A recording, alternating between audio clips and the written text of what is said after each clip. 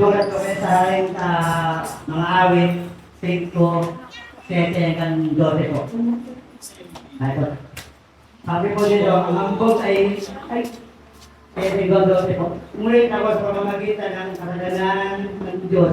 Bukat sa pag-ibig ay papasok sa iyong bahay. At sa iyo may tawag na lasang sa templo ng kumbanan.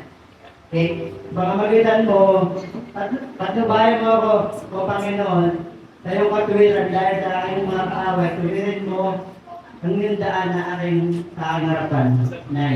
Sapagkat walang katotohanan ang kanilang bibig, ang kanilang puso ay pagkawasak. Ang kanilang lalamunan isang bukas na libingan. Sa pamamagitan ng kanilang dila ay naninilindan.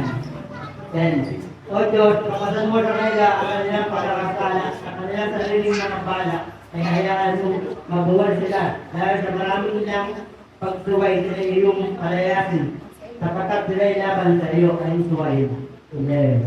Ngunit hayaan mo magalak ang lahat ng mga nangangandong sa iyo. Hayaan mo silang kumawit sa kagalakan. At sila'y naway pagsanggalang mo, upang takilain ka ng mga umiibig sa pangalan mo. Panginoon, sapagkat iyong nagpala ang tapat, ay kaya ng isang karasat. Isang tatakpan mo siya ng pagbilingat. Amen po. Amen.